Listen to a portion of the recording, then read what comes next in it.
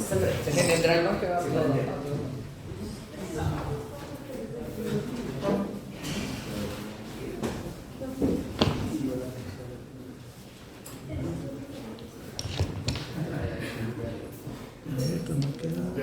Profe, no se enfoca más. No, no le enfoca más.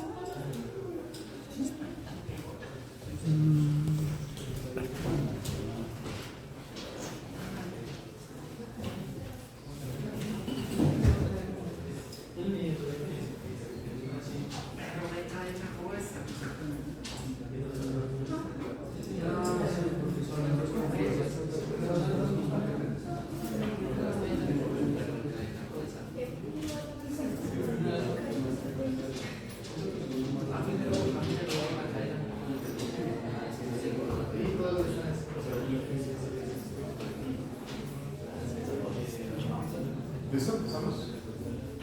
Sí, ¿no?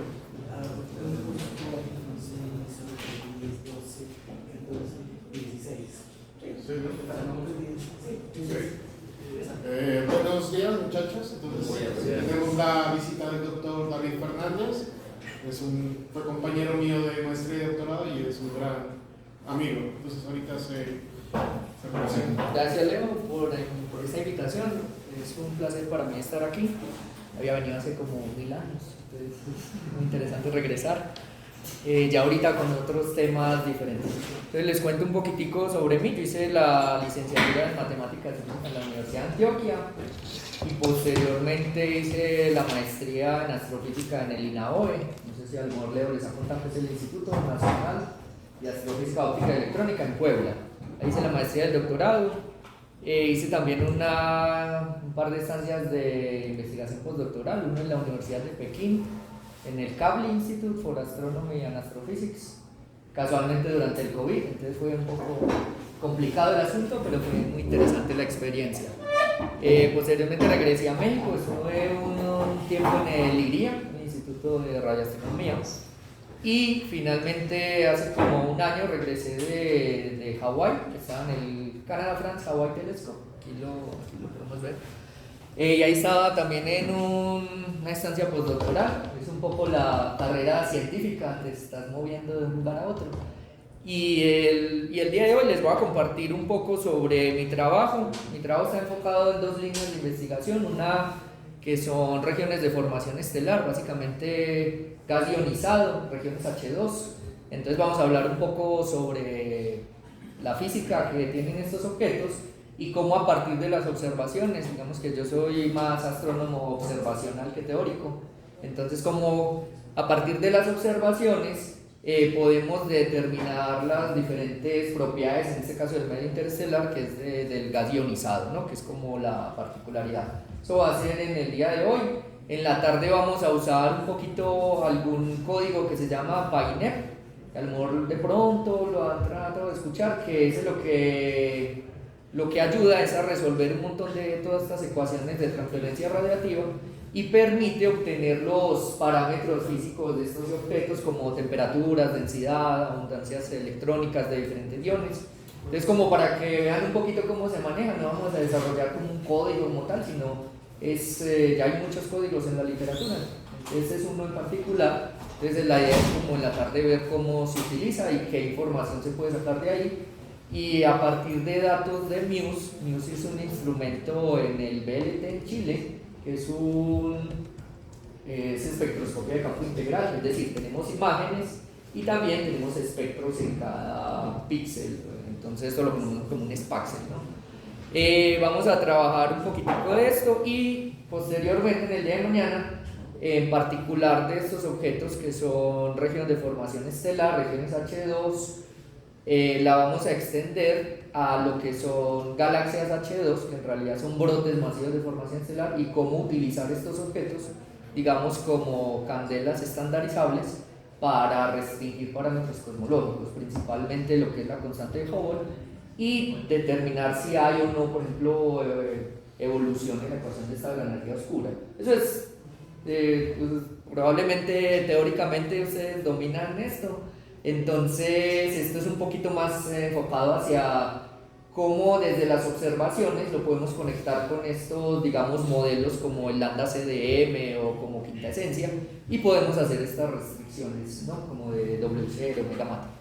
Bueno, entonces en el día de hoy vamos a empezar con una introducción general, básicamente a lo que son astrofísica de las nebulosas gaseosas, y vamos a hablar un poquito de lo que es el equilibrio de la fotonización, el equilibrio térmico y cómo se comparan estas propiedades con las observaciones, cómo se compara esta teoría con las observaciones. Estos son algunos de los colaboradores y lugares en los que he podido tener la oportunidad de visitar. Por ejemplo, la estancia doctoral la hice en la Universidad de Cambridge con Roberto Terlevich, que de hecho les va a estar dando una charla el viernes, y allí fue muy grato trabajar. Y cuando vas a ese tipo de lugares que los ves como tan inalcanzables, luego dices, uno no está tan pendejo, ¿no? O sea, si hay forma, ¿no? Si hay forma de competirle, o sea, con muchas más complicaciones obviamente, pero creo que tenemos posibilidades, ¿no? Lo que me falta es un poquito más de presupuesto. Y uno se da cuenta de que pues no está tan mal en el sentido de entender muchos de estos conceptos y de poder conversar con colegas de otros lugares que también son muy eminentes en este aspecto. Bueno, entonces para empezar, vamos a hablar de estos objetos, ¿no? Que probablemente muchos hemos escuchado, como por ejemplo son las regiones H2, las nebulosas planetarias y todas estas imágenes maravillosas y hermosísimas que encantan en la astronomía.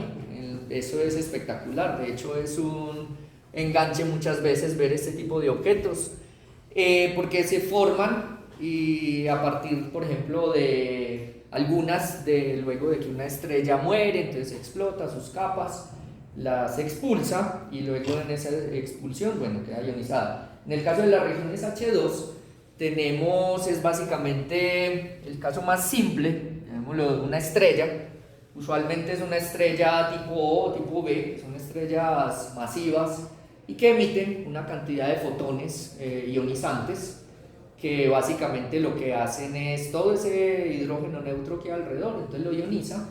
Hay un periodo de termalización, entonces durante ese periodo de termalización entonces se forma lo que es una región H2. Vamos a hablar un poquitico de esto. También tenemos en el caso de gas ionizado, pues las galaxias Star Wars, que son galaxias que están formando estrellas a tasas de formación estelar, valga la redundancia, relativamente altas. Por ejemplo, para tener un poquito de contexto, en la Vía Láctea se forma alrededor de 1 o 2 estrellas o masas solares por año.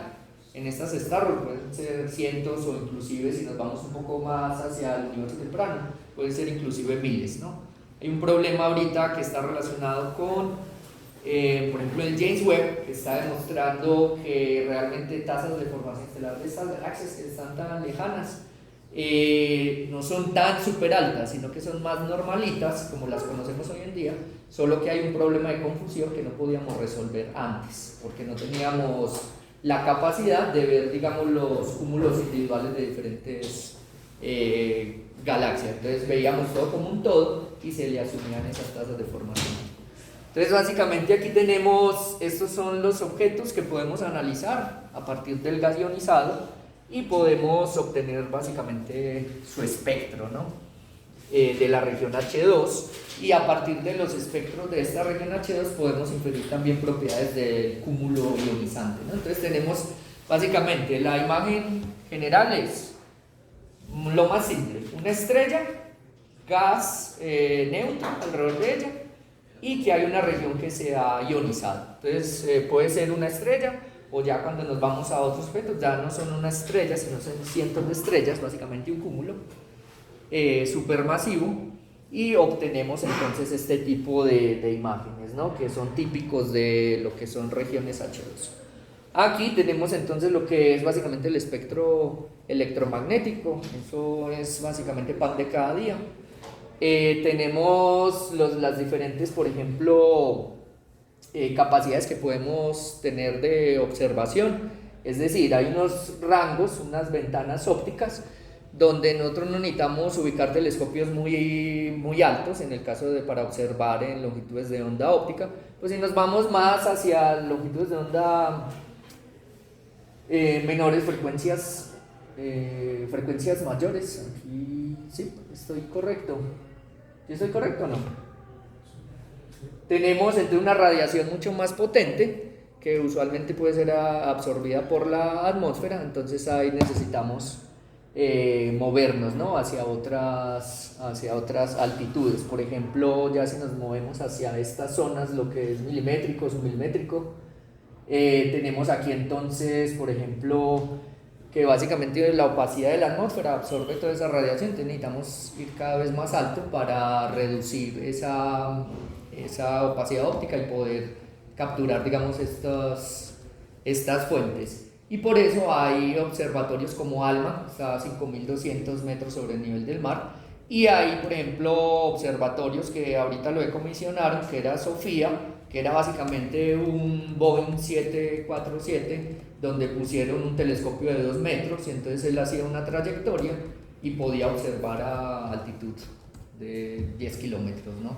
Más o menos lo que tienen, vuelan los aviones, ¿no? Entonces, tenemos, esta es como la imagen general. Bueno, tenemos radiación, tenemos gas que está emitiendo esos fotones y tenemos un cúmulo en el centro, básicamente. Hay otros objetos con un campo de radiación mucho más potente, como son los cuasares, que básicamente es radiación que no es por fotonización, sino que es más radiación debido a choques, porque tenemos un agujero negro central, tenemos un disco de acreción, esto está rotando ahí, entonces ahí se emite usualmente un jet, y ese jet también puede ionizar el medio interestelar e inclusive pueden llegar a escalas galácticas, ¿sí? Normalmente la radiación de las regiones H2 no llegan a escalas tan altas como si, por ejemplo, un cuasar o una galaxia, perdón, con un núcleo activo. Sí. Usted está diciendo que, bueno, el primer caso que dijo fue que las estrellas pueden ionizar al gas que inicialmente está vivo. Sí. Y lo que quiero entender es si ese gas ionizado genera formación de nuevas estrellas. Puede generar, digamos, en cierto sentido hay un proceso de retroalimentación, pero ahí hay que tener en cuenta los tiempos de escala, que a veces no son lo suficientes para formar nuevas estrellas, pero sí se puede dar por otros mecanismos adicionales, que es la radiación de los vientos estelares también. Sí, esos son otros componentes. Digamos que el gas más simple es la estrella, el gas, y ya, ¿no? Para entender un poco el contexto, pero sí, que son los procesos de feedback que están ahorita determinando. Y también estamos asumiendo que no hay escape de fotones tampoco, o sea, que todos los fotones, ya lo vamos a ver, digamos, se utilizan en ese proceso de ionización, pero dados los tiempos de escala, que son cortos, entonces vuelve y se reioniza, digámoslo así, se captura un electrón y eso emite un fotón, que es lo que nosotros vemos. O sea, básicamente nosotros estamos viendo la capa de las diferentes capas de la región H2, no estamos viendo muchas veces directamente el cúmulo. Pero sí se pueden dar estos procesos, sobre todo por vientos estelares.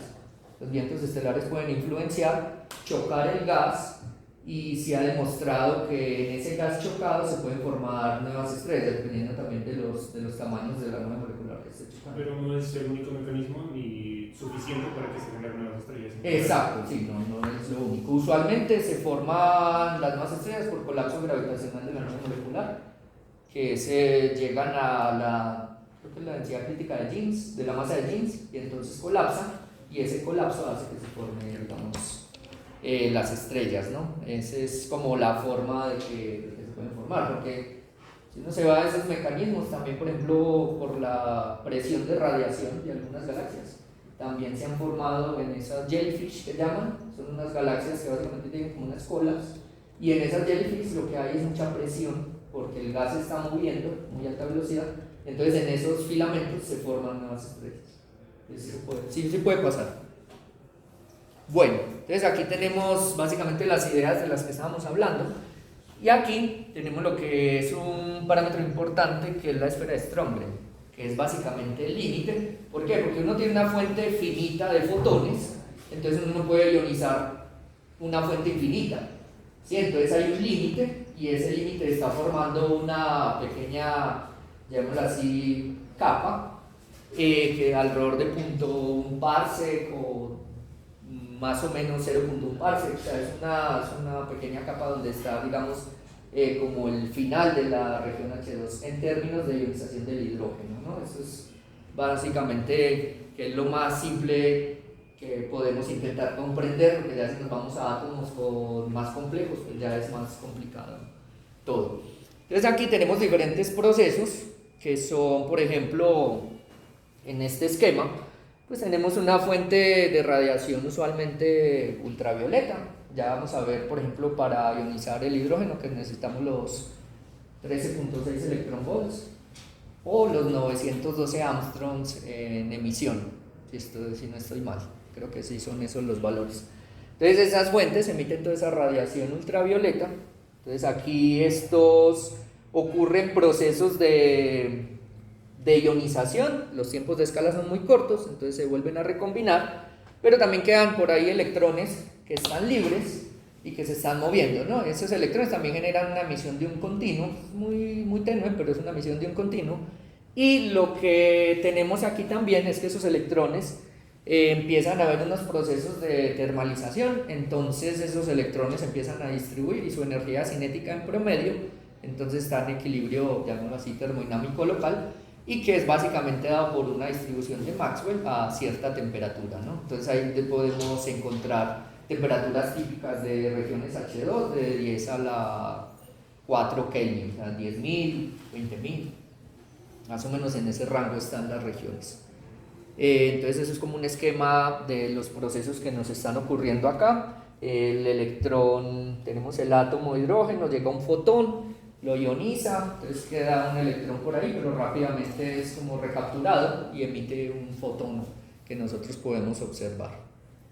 Y básicamente, ¿dónde observamos esos fotones? Entonces son básicamente en las líneas de transición, que supongo que algunos ya están familiarizados con esta parte, que son las transiciones del átomo de hidrógeno, y son las diferentes series que se forman, ¿no?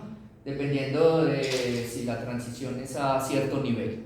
Y también, entonces ahí tenemos si esa emisión, por ejemplo, es en óptico, es en infrarrojo o es en diferentes longitudes de onda que nosotros podemos observar. Entonces aquí tenemos, básicamente se describe cómo se reparte la población entre el hidrógeno neutro y ionizado, bajo la acción de la radiación y las colisiones. Recuerden que el fotón y también los electrones que quedan libres por ahí están colisionando en esas nubes. Casi todos los átomos de hidrógeno están ionizados, salvo en esa estrecha zona de transición.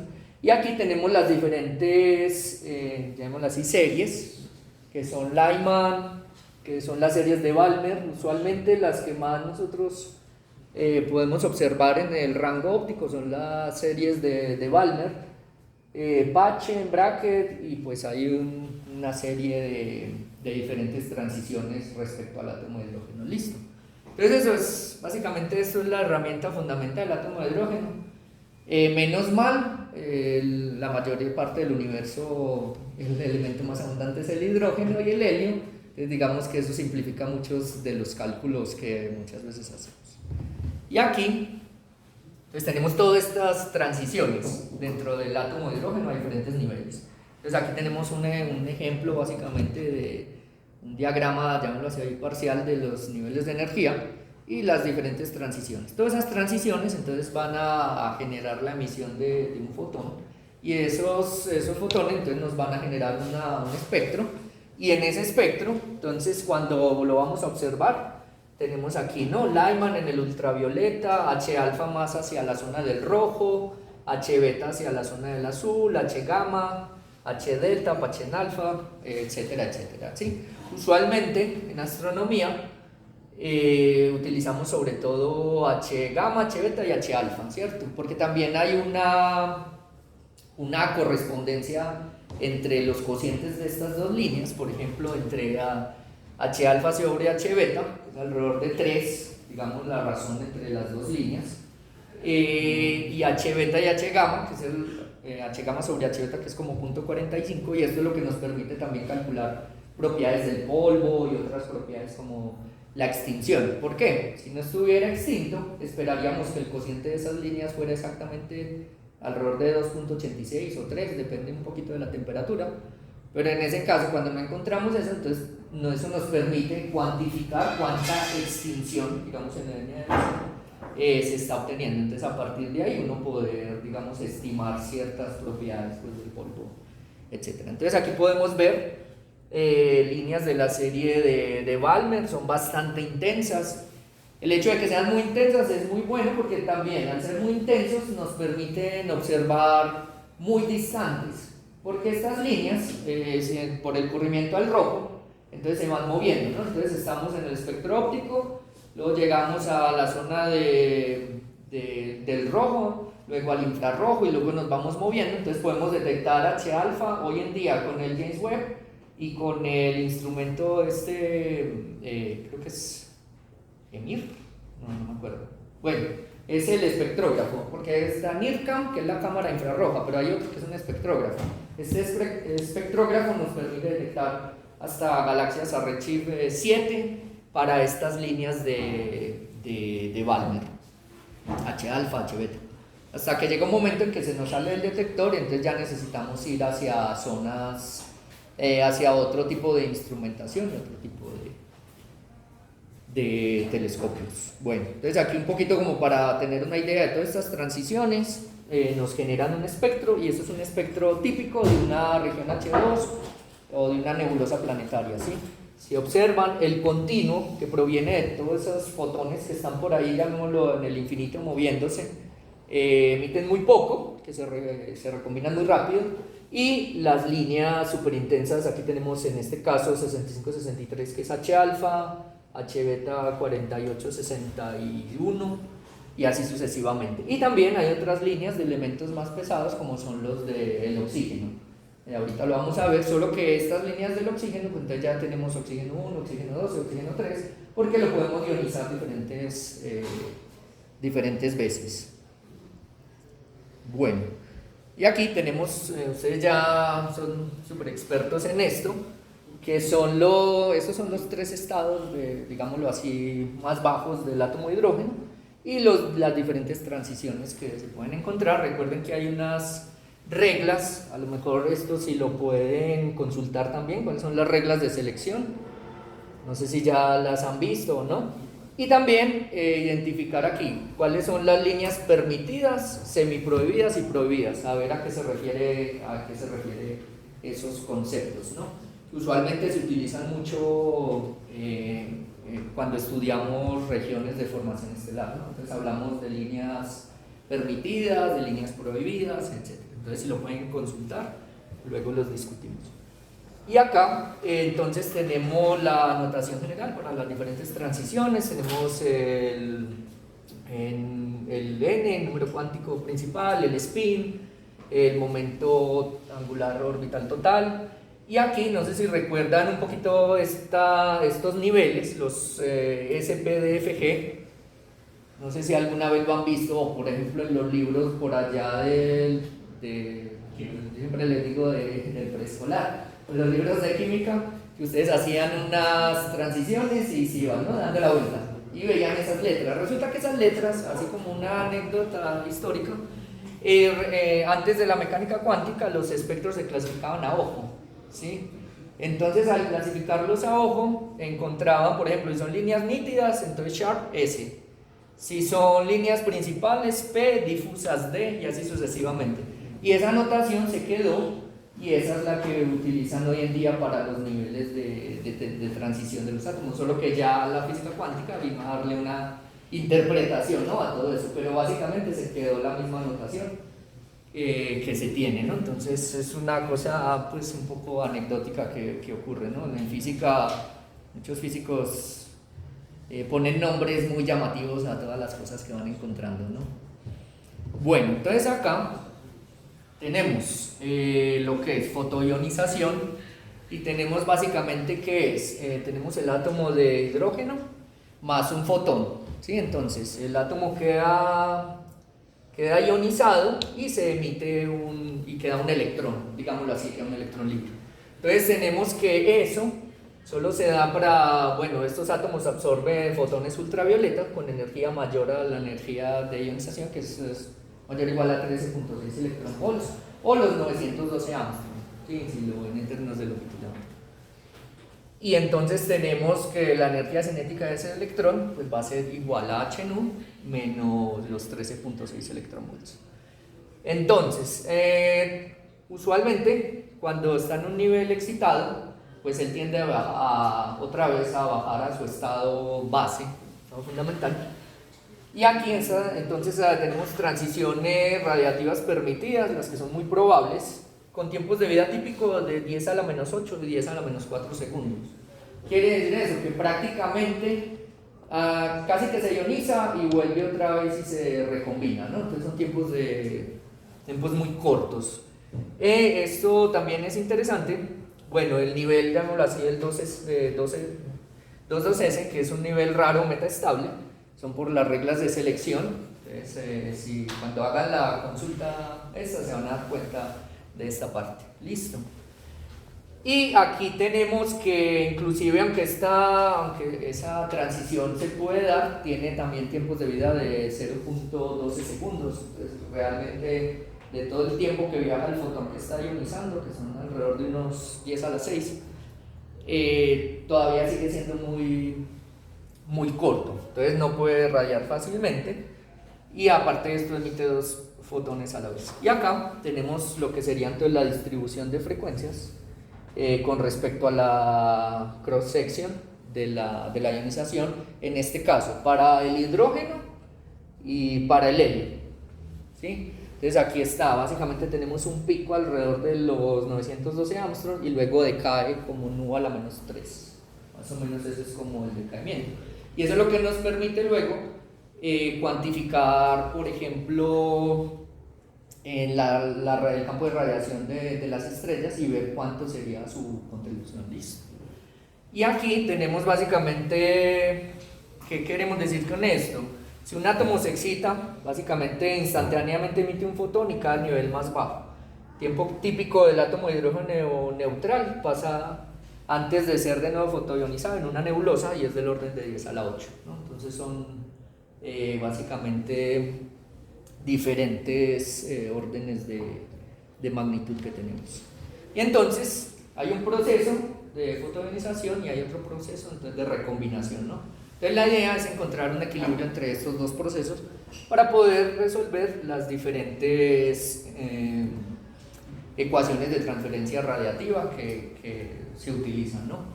Entonces aquí los procesos de recombinación, entonces es ya al contrario, tenemos un átomo de hidrógeno que está ionizado, captura un fotón y entonces tenemos que el átomo se vuelve neutro y emite un fotón, ¿no? Entonces la tasa de recombinaciones básicamente va a ser proporcional a la densidad y densidad de los átomos de hidrógeno ionizados por la densidad electrónica que tengamos en el medio. Listo. Entonces, como tener esas ideas que más o menos a nivel general. Entonces las secciones eficaces pues, de los coeficientes de recombinación entonces se pueden calcular. Ya estos son cálculos que usualmente se hacen más ya como en física atómica. Nosotros digamos que no resolvemos ese ecuación, sino que ya utilizamos datos atómicos y estas, por ejemplo, secciones eficaces y todo esto ya de la gente que hace todos estos experimentos. Listo. De hecho hay un problema en la actualidad y es que todavía no hay un consenso cuál es el mejor conjunto de datos atómicos para hacer este tipo de calculaciones en términos de temperatura y densidad para regiones ionizadas. Y aquí tenemos entonces diferentes, este tipo de tablas son los que utilizamos mucho para ir a hacer los cálculos. Entonces acá los diferentes coeficientes de recombinación a ciertas temperaturas. Listo, entonces básicamente está variando, es en función de la temperatura. Y la recombinación total entonces se reparte en niveles excitados y luego esos niveles caen en cascada rápidamente. Bueno, acá entonces tenemos unas ecuaciones que son básicamente las que relacionan la ecuación de equilibrio de ionización que básicamente puede ser el número depende de la cantidad de átomos de hidrógeno que tengamos, y aquí entonces va a ser el campo de radiación, que ese campo de radiación efectivamente es el campo de radiación de la estrella, pero también el mismo fotón que se pueda emitir dentro de la nebulosa también puede generar otra nueva ionización. Listo. Entonces básicamente son estos dos componentes: campo de ionización de la estrella más esta componente que la llamamos difusa, ¿sí? No viene de una fuente como tal, sino que viene de alrededor de toda la nebulosa, ¿no? Entonces eso pasa, que eso se tiene en cuenta en la calculación para poder obtener, digamos, estas ecuaciones de equilibrio y poder encontrar las diferentes especies.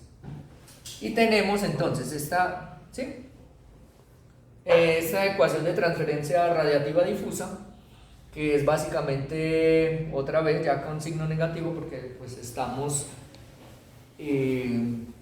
recombinando, y la radiación estelar, que si la radiación estelar, no sé si recuerdan un poquito, que es básicamente asumida como la radiación de un cuerpo negro.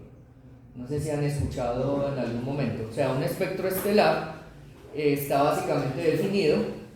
Tenemos, si recuerdan, el cuerpo negro, entonces tenemos la distribución y hay un pico a cierta temperatura. Digamos que el parámetro de temperatura de la estrella está relacionado con este pico del cuerpo negro. Es una aproximación que no es del todo, es buena para hacer los cálculos, pero no describe totalmente lo que es el espectro de una estrella, porque las estrellas también tienen absorciones, ¿listo? Pero es una aproximación para cuantificar el campo de radiación total. Entonces básicamente es esto, y donde tenemos obviamente el radio que este radio se diluye con la distancia, y la profundidad óptica tau, listo. Y aquí entonces, reemplazando todo esto, podemos obtener lo que es el número de fotones generados por recombinación. Entonces, si hay un equilibrio entre el número de fotones generados por recombinación y el número de fotones que están ionizando, entonces ya podemos cuantificar a partir de la intensidad de líneas que estemos observando en la nebulosa, podemos cuantificar también esa cantidad de fotones ionizantes que están saliendo, y también a partir de ahí entonces podemos ver de cierta manera qué tipo de estrella es, porque no es lo mismo una estrella OB que está emitiendo una gran cantidad de fotones ionizantes a otro tipo de estrellas, digamos, menos masiva. Bueno, entonces aquí tenemos estas. Si la nebulosa es ópticamente gruesa, ¿a qué nos referimos con sea ópticamente gruesa? Que esos fotones no pueden escapar, sino que son rápidamente absorbidos. ¿Listo? Sí. ¿Solo las estrellas se modelan como cuerpo negro o cualquier cosa? Hay otras cosas, por ejemplo, la radiación hay una radiación en AGNs que se modela como un cuerpo gris, que básicamente un cuerpo gris es la combinación de un cuerpo negro a cierta temperatura más otro cuerpo negro a una temperatura diferente. Entonces lo que conocemos como un cuerpo gris, y esto por ejemplo se ve mucho en la radiación infrarroja, los toros de polvo en el AGN, ¿cierto? Más la otra radiación, debido a la acreción, porque es básicamente un continuo, ¿sí? No tenemos como picos en este caso. Entonces muchas de estas cosas, o por ejemplo la radiación de polvo también, porque tenemos el polvo a dos diferentes temperaturas, entonces la radiación de polvo se modela a partir de ahí. Entonces cuando uno modela esa temperatura de polvo, entonces puede tomar la cantidad también de polvo y qué tipo de polvo puede ser, si son silicatos o si son otro tipo eso ya es un poquito más molecular, de cómo esta sublimación del polvo, etcétera, listo. Pero sí, otros objetos, el cuerpo gris sirve para modelar otro tipo de objetos. Entonces aquí, sustituyendo en estas ecuaciones, entonces vamos a tener que el número de, básicamente, la esfera de Strömgren, que es hasta donde alcanzamos este equilibrio. Es decir, como les decía ahorita, con una fuente finita no se puede ionizar un campo infinito, ¿no? Entonces tenemos esa limitación, eso es lo que tenemos de la esfera de Strömgren, y tenemos esta parte. Entonces ya aquí asumiendo, por ejemplo, no sé si lo alcanzan a ver bien. Puedo dar zoom acá. No sé si lo alcanzan a ver esta ecuación o se las escribo en el tablero. La idea es que una vez tengamos esta ecuación vamos a intentar llegar al radio de Strömgren para una región ionizada, puro hidrógeno, densidad constante. Listo, entonces podrían intentarlo. Es esta de aquí. Lo pueden dejar en términos de, aquí tenemos, asumiendo la densidad constante, el volumen de la esfera de Strömgren RS para hidrógeno puro. Entonces derivar cuál sería el radio e intentar interpretar la fórmula. Gracias.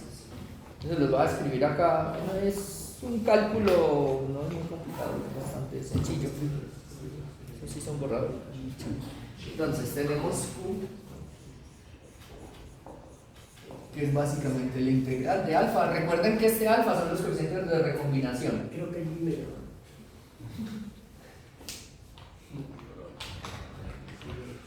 Este.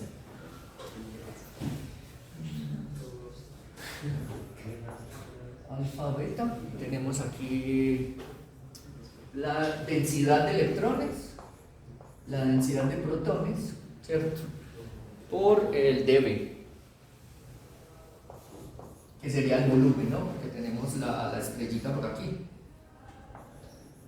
Y entonces esto emite el fotón y tenemos todo esto, ¿no? Entonces, haz de cuenta que es geometría esférica y tenemos esto. Entonces, una de las ideas sería intentar calcular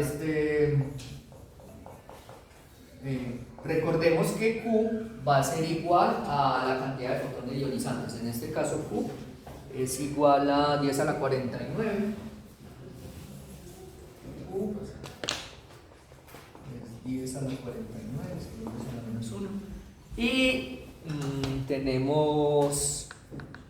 podemos asumir la densidad del medio como 100. Partículas por centímetro cúbico. Y a una temperatura de 10 a la 4. Listo. Es un poquitico eso. Y el coeficiente, si recuerdan, aquí está. Entonces lo que uno hace utilizando estas tablas, ya no necesita uno volver a calcular todas las transiciones atómicas del átomo de hidrógeno para obtener el coeficiente de recombinación, sino que aquí ya lo tienen de una vez. Entonces, ¿cómo se utilizan este tipo de tablas? Uno se fija, bueno, la fuente ionizante que me están dando y comparamos qué parámetros tenemos entonces. El alfa a cierta temperatura. Entonces, el alfa de beta entonces es 2.59 por 10 a la menos 13. Y ahí está, 2.59 alfa beta por 10 a la menos 13. Entonces aquí es simplemente considerar esto, ¿no? A ver qué pueden obtener. Luego ya en la tarde lo vemos y lo analizamos un poquito. Listo.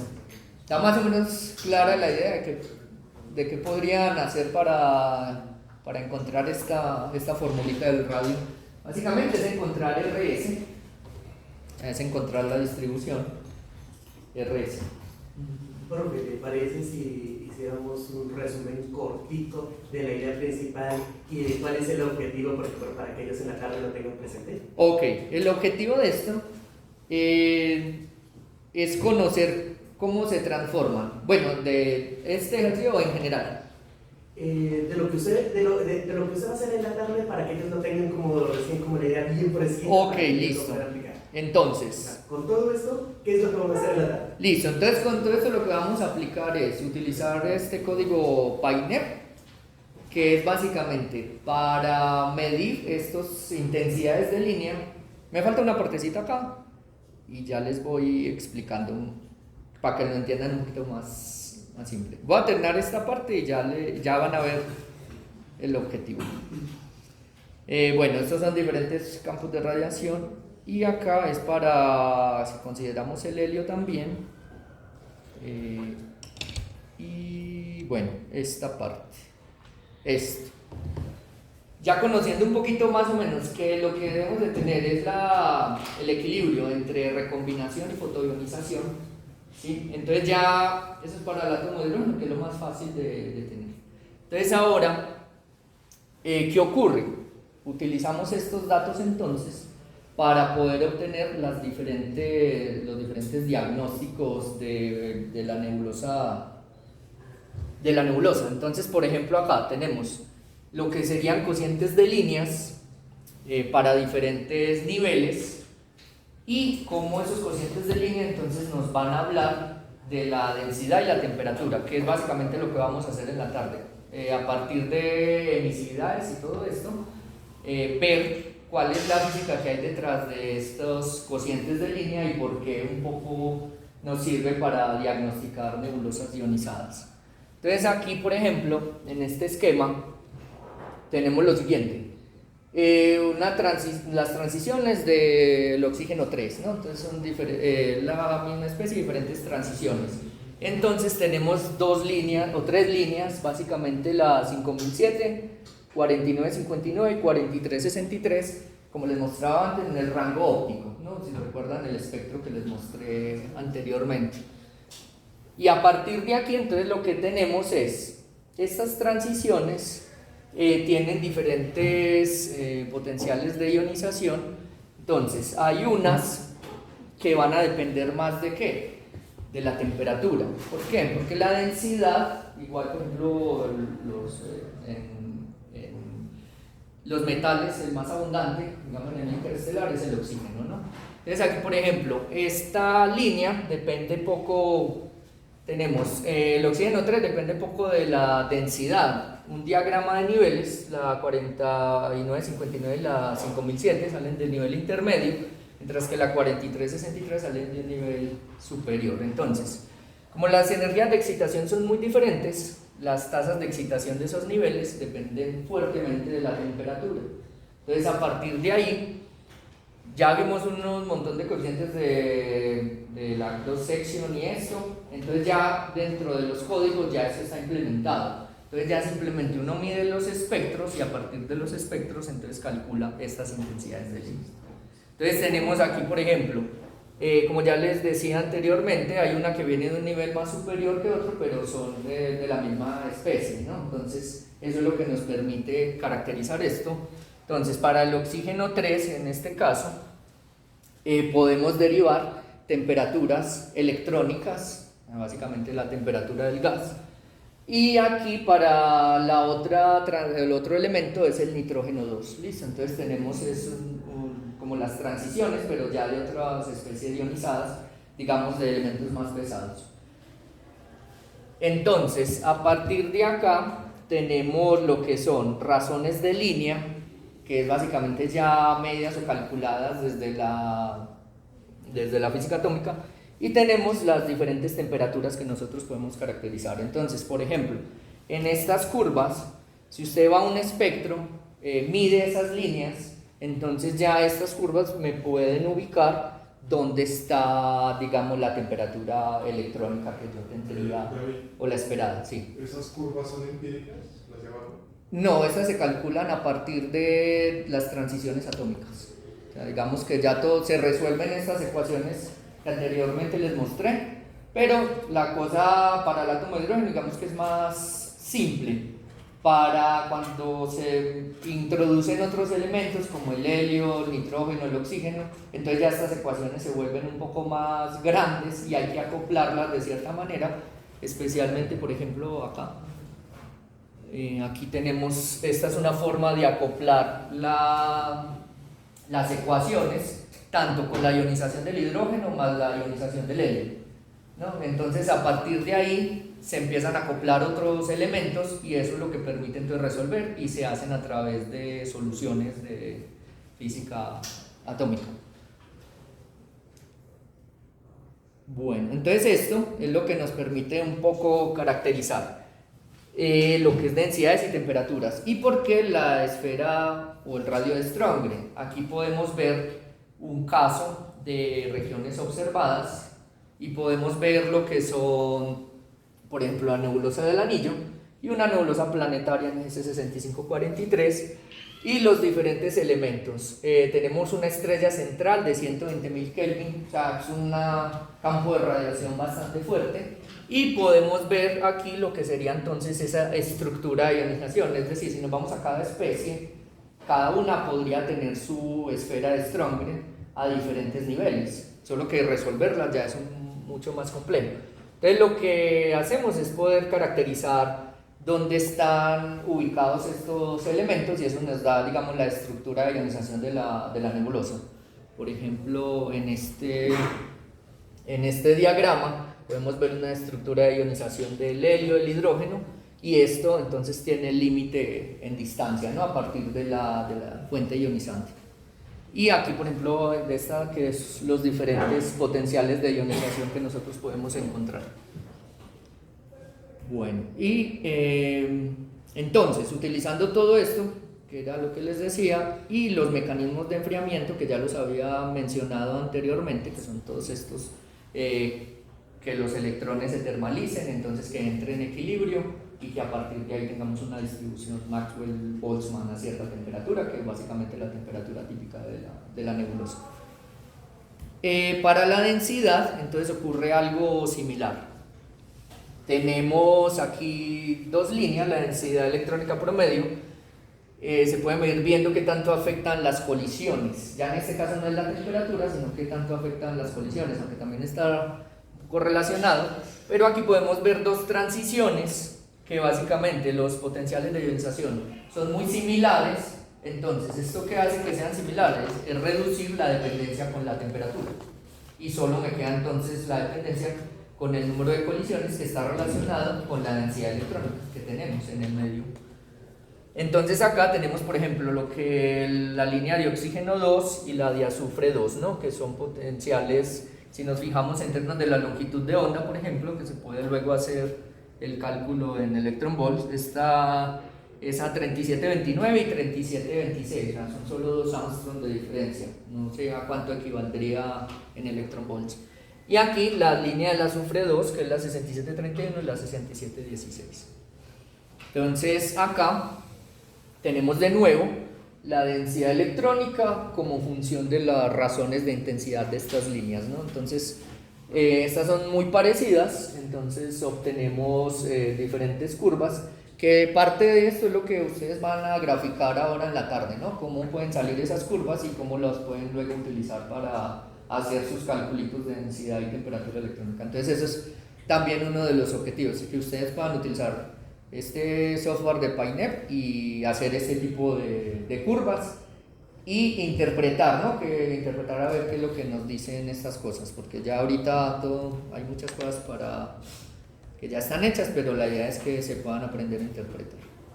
Bueno, yo creo que dejamos por aquí esta parte. Lo otro que les voy a presentar es un trabajo que hice específicamente aplicando todo esto con el software, pero ya a datos observados de espectroscopia de campo integral. Bueno, espero que más o menos la idea de cómo se trabaja con estas nebulosas ionizadas haya quedado relativamente claro, o al menos que se lleven una idea, ¿no? Que siempre es balance entre fotonización, recombinación y una emisión difusa que hay ahí que se puede tener en la región ionizada. Entonces, tomamos un break, unos 10 minutos. Listo. Okay. Okay,